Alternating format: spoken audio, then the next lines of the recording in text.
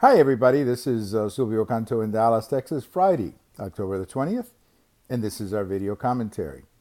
I want to talk today about a post that I wrote over at the American Thinker about the Electoral College and Democrats. As you probably know, ever since election night, when Donald Trump surprised the experts and won the election, the Democrats and Hillary Clinton have been trying to find an explanation or an excuse or trying to invalidate Donald Trump's election in some way. First, they were talking about the fact that she won the popular vote. She did, but it doesn't mean anything. I mean, that's like saying that one team had more hits or scored more runs than the other team, but you got to win 4 games. That's how you win the World Series. The other thing that came up, of course, was this Russia collusion thing. That has gotten nowhere.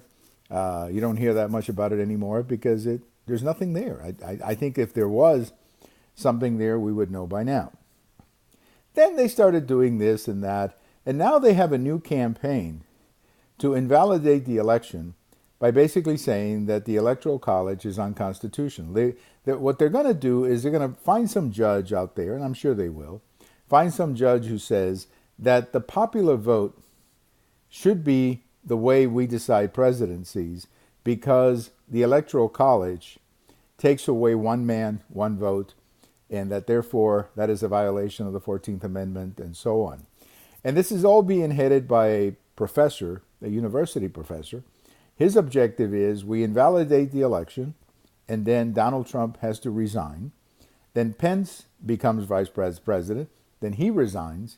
Then Paul Ryan, the speaker, becomes president. He resigns. He puts Hillary Clinton as vice president.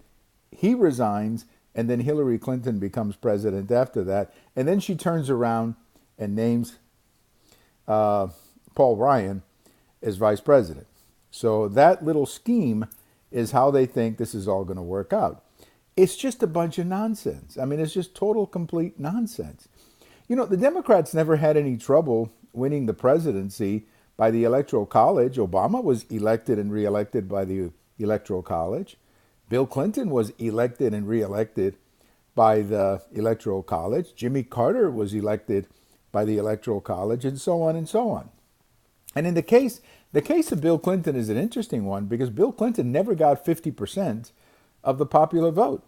In fact, when he defeated President Bush in 1992, Bill Clinton had 42% of the popular vote because it was a three-way race, as you may remember with Ross Perot. So this is all a big gimmick by the Democrats. They're trying to explain why Hillary Clinton lost, and they're not getting anywhere because, for one thing, people don't want to hear about it. Number two, Hillary Clinton is not an endearing person. On the contrary, the more people see of Hillary Clinton, the less they like her.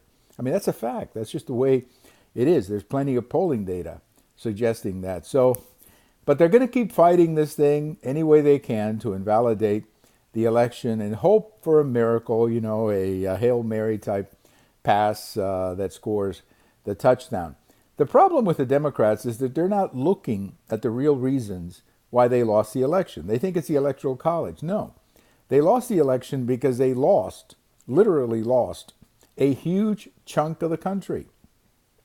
Hillary Clinton lost over 3,000 counties.